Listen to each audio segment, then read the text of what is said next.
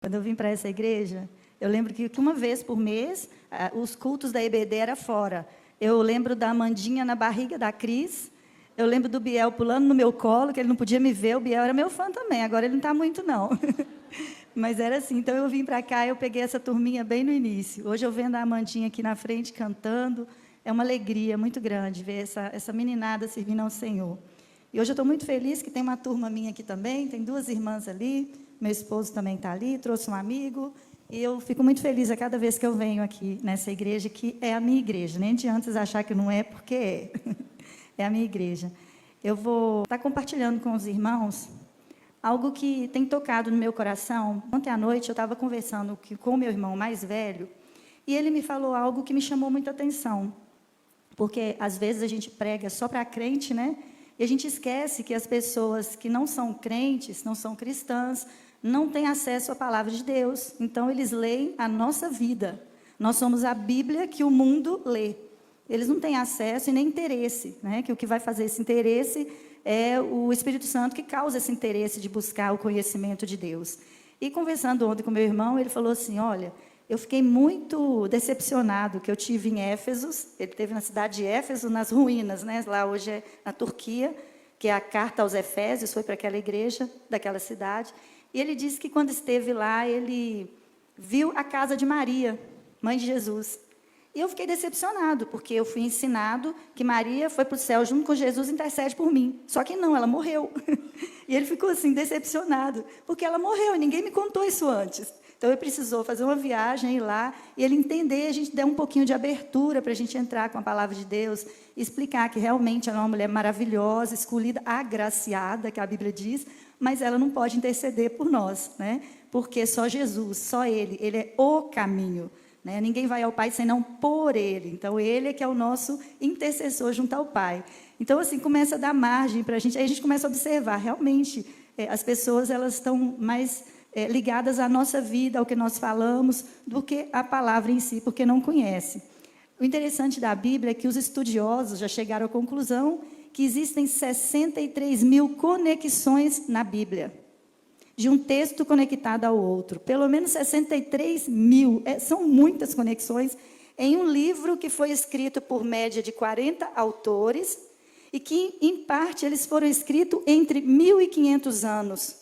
Então, foi um período muito longo, de pessoas que não se conheceram, e está totalmente conectado, totalmente ligado, porque nós cremos que a Bíblia é a nossa única regra de fé e prática, porque ela foi totalmente inspirada pelo Espírito Santo do Senhor.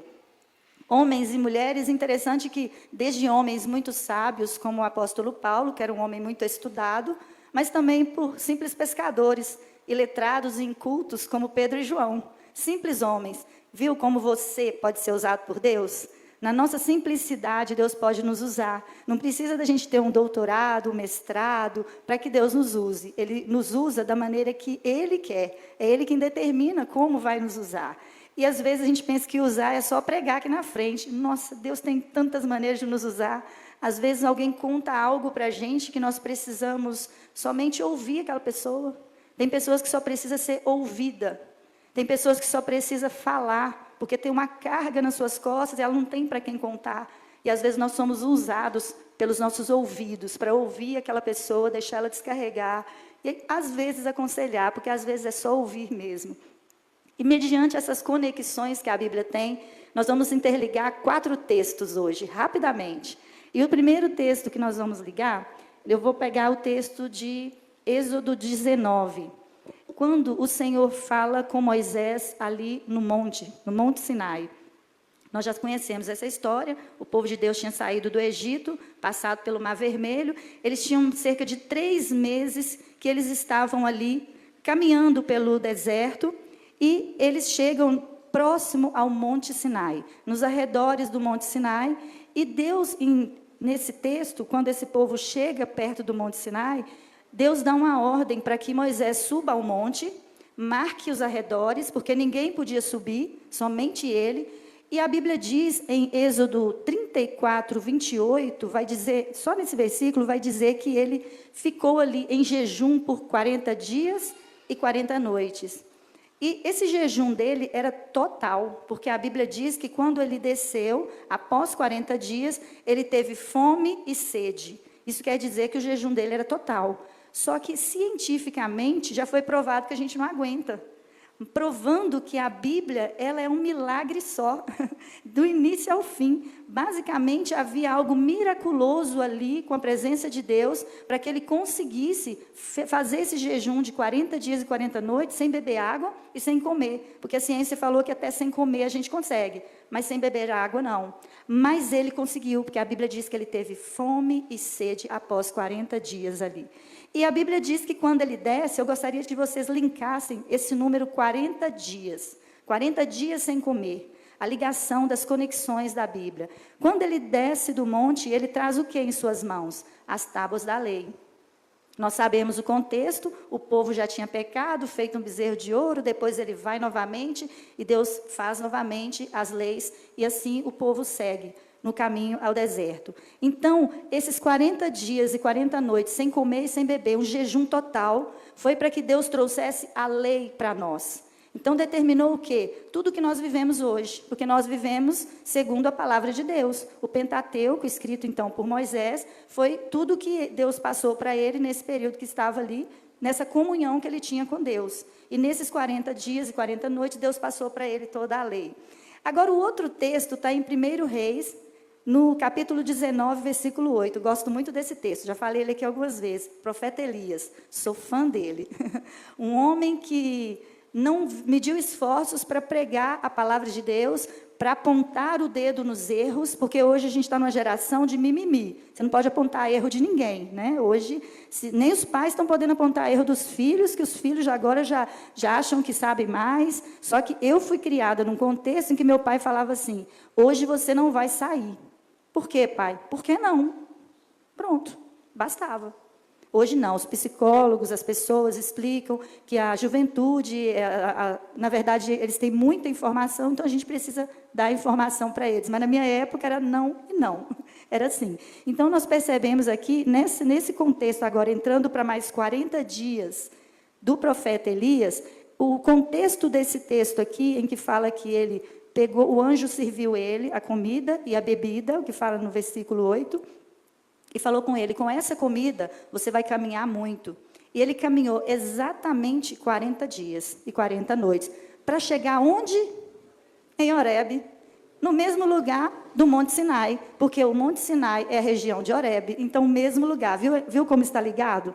E também os 40 dias. Então, para Moisés, o jejum foi para entregar a lei. Agora, para o profeta Elias, Deus veio em forma de calmaria. Por quê? Deus não apareceu para ele como Moisés, numa sarça ardente, pegando fogo e não se consumia. Agora, para Elias, não. Veio um vento forte, mas Deus falou com ele na brisa suave. Por quê? Porque Elias estava depressivo. Deus fala conosco de acordo com a nossa necessidade. Deus atende-nos, cada um de nós, da maneira que Deus quer nos falar. Por quê? Porque Ele sabe a nossa necessidade. Então, Deus fala com ele, por quê? Ele estava saindo do momento em que, poucos dias atrás, ele tinha matado 850 profetas de Baal e Aserá.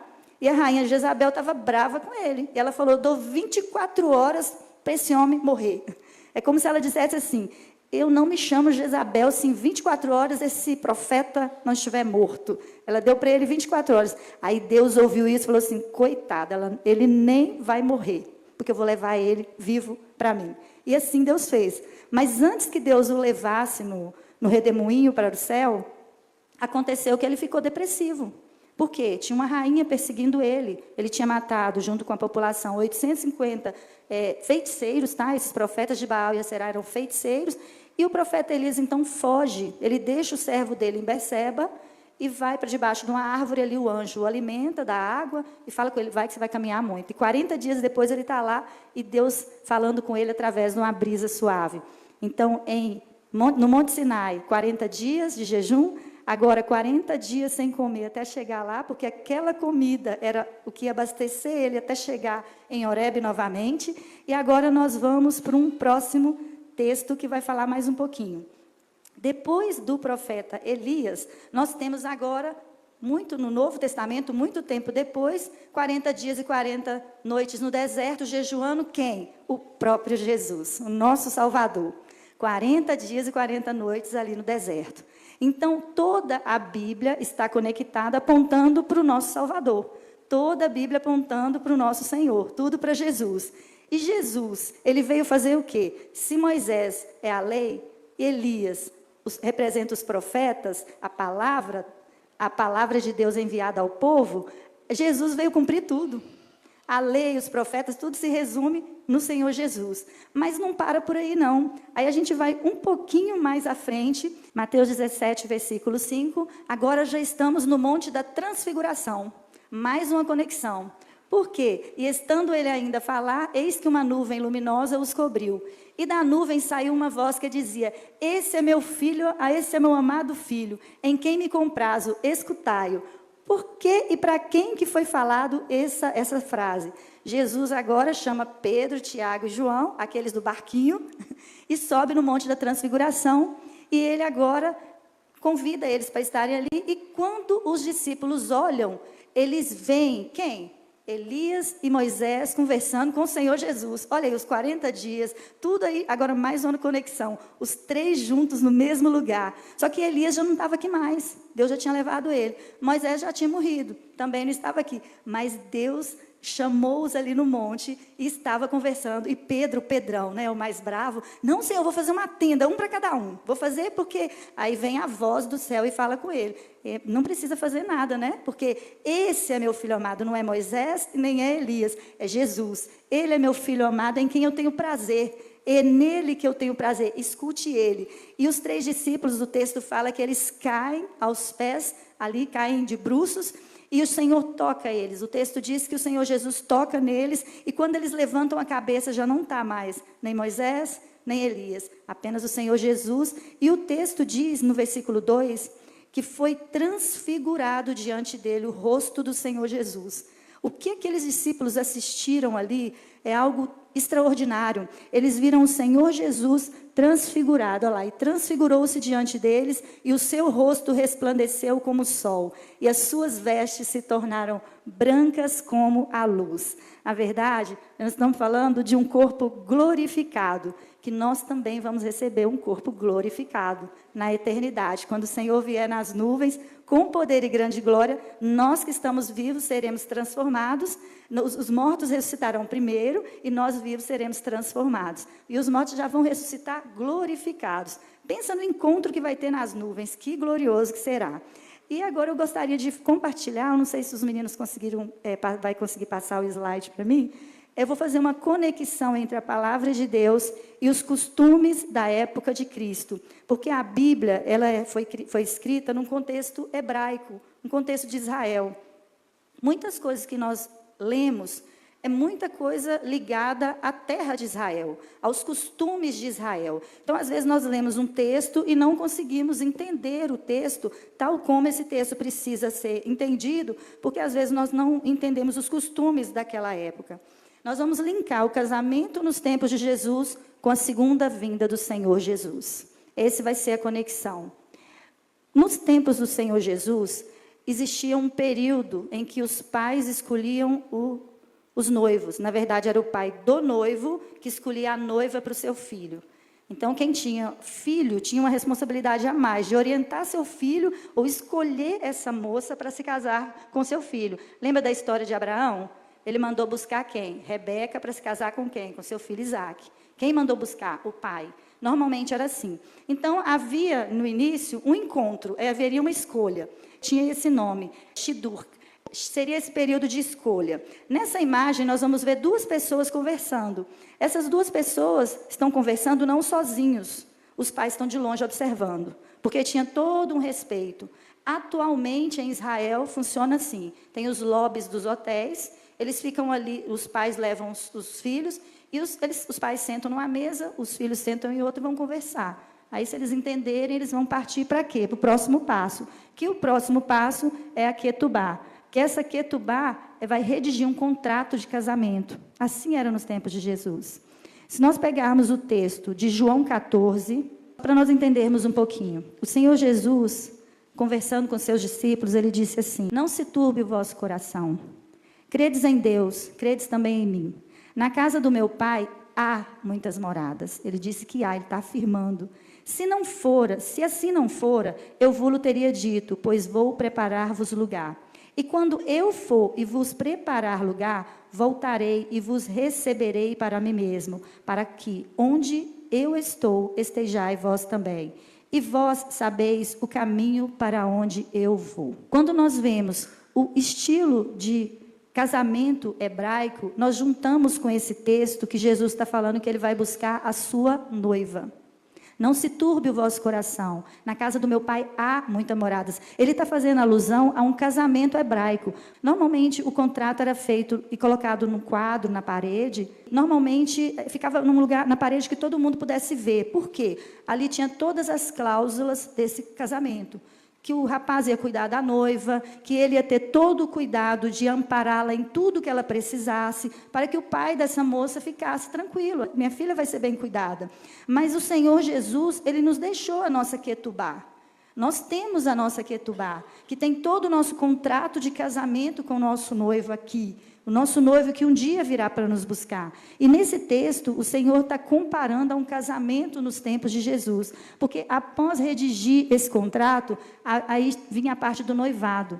Os pais dos noivos vinham à casa da noiva e ali eles celebravam esse noivado. Assinavam esse documento, que é o próximo passo, e eles então compartilhavam uma taça de vinho.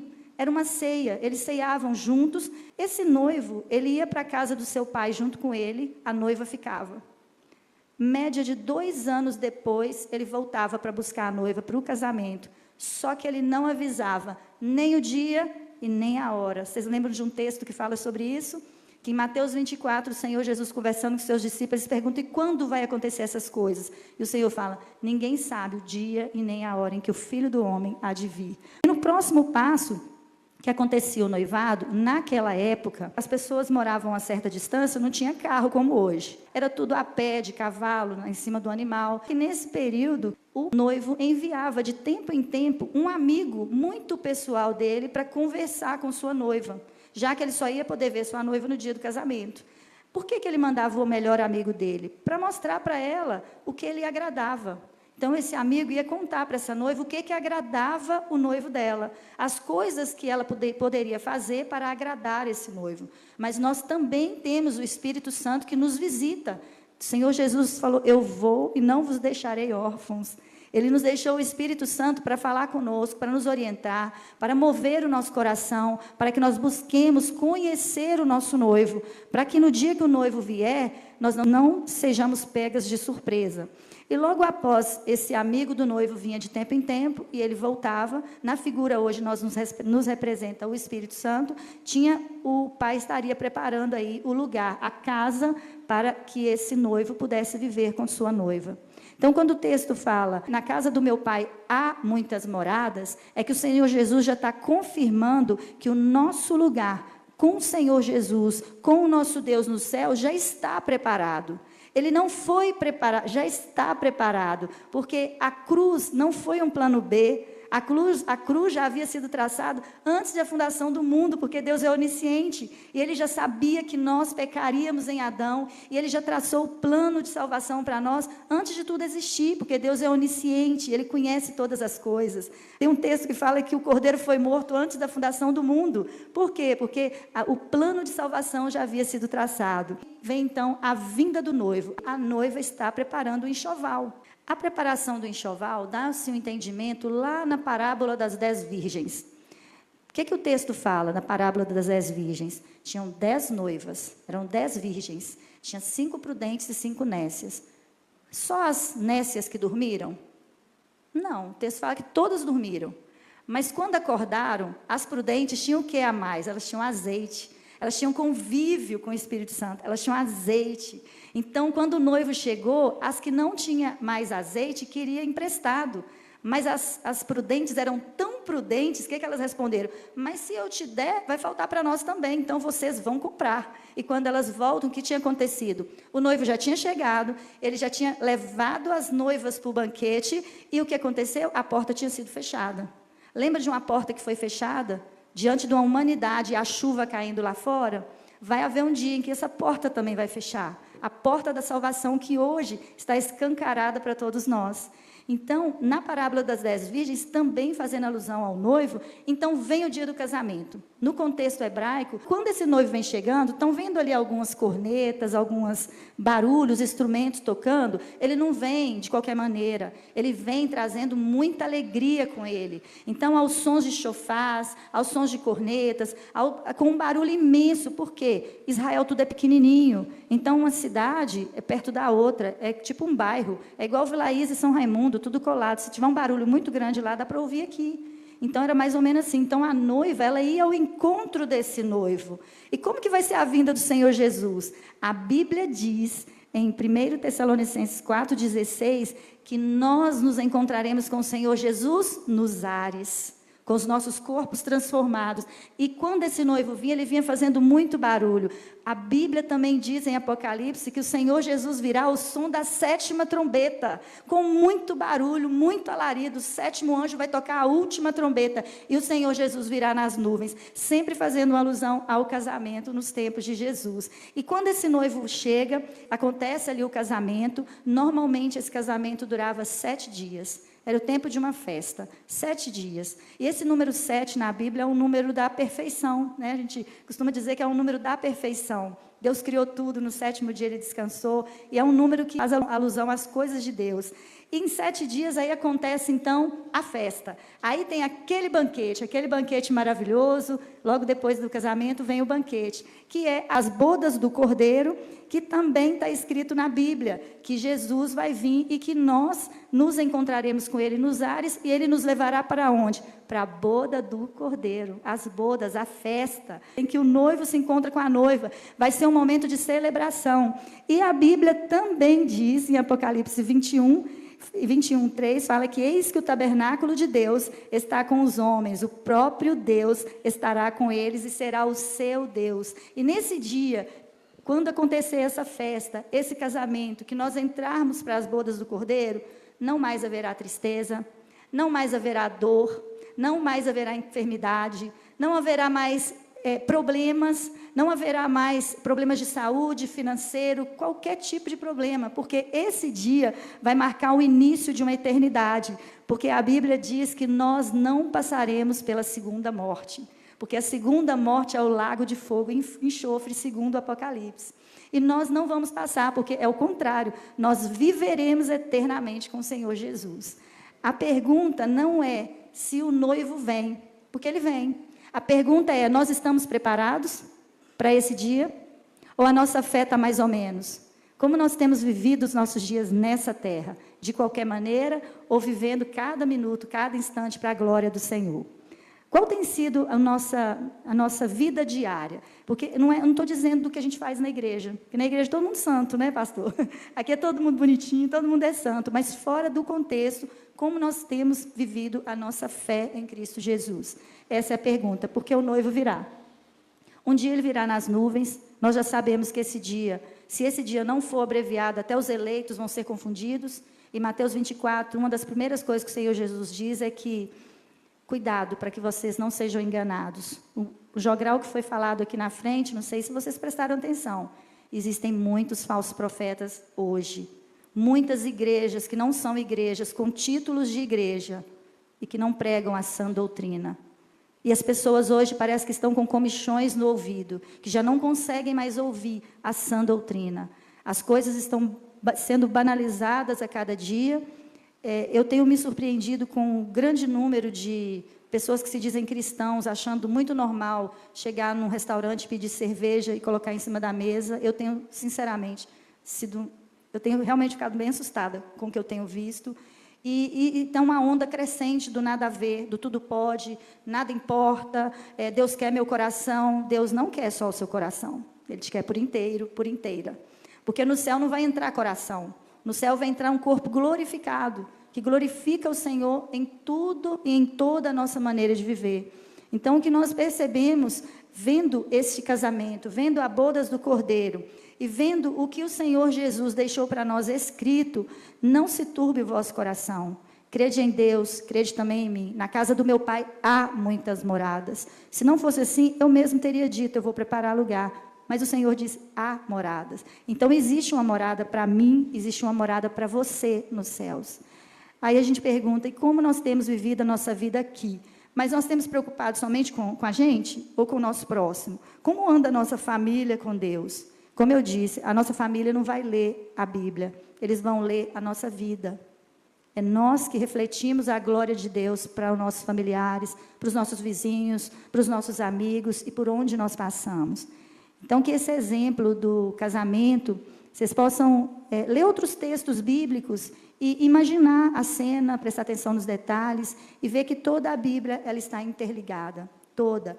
Muitos profetas profetizaram tanto da primeira vinda do Senhor Jesus como da segunda. O profeta Isaías fez isso e muitos outros profetas. Quando o Senhor Jesus veio a primeira vez, muitos não acreditaram porque eles acharam que tinha que acontecer tudo no mesmo tempo, que o Senhor Jesus tinha que vir com a espada, matar todos os inimigos de Deus e trazer paz na terra. E o Senhor Jesus vira para eles: eu não vim trazer paz, eu vim trazer espada. Então, a paz ele só vai trazer na segunda vinda dele. Então, por isso, alguns não acreditaram, por achar que tudo era naquele contexto. Já se passaram 2000 anos. 2000 anos. E o Senhor Jesus, a qualquer momento, ele pode aparecer nas nuvens. Eu espero esse dia ansiosa, porque eu sei que esse dia será glorioso, maravilhoso. E nós vamos nos encontrar com o nosso Senhor Jesus nas nuvens. Eu agradeço a oportunidade de estar aqui falando com os irmãos.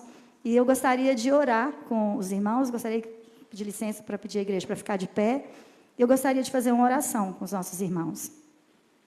E se alguém, às vezes o inimigo, ele coloca dúvidas no nosso coração. Será que nós somos salvos?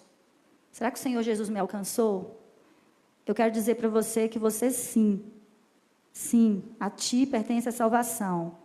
Não basta só crer, não vou enganar você. É crer e andar nos caminhos do Senhor.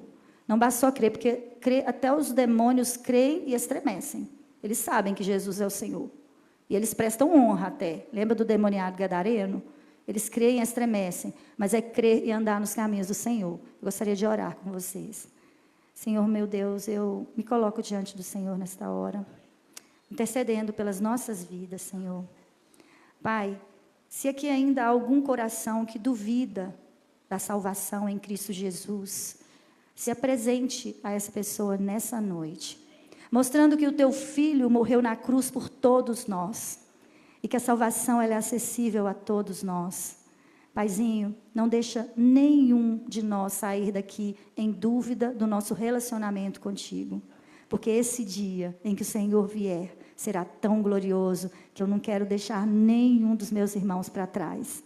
Paizinho, alcança todos os corações aqui nessa noite e nos ajude a propagar as maravilhas do teu reino, por onde nós passarmos, em nome de Jesus. Amém. Podem assentar-se.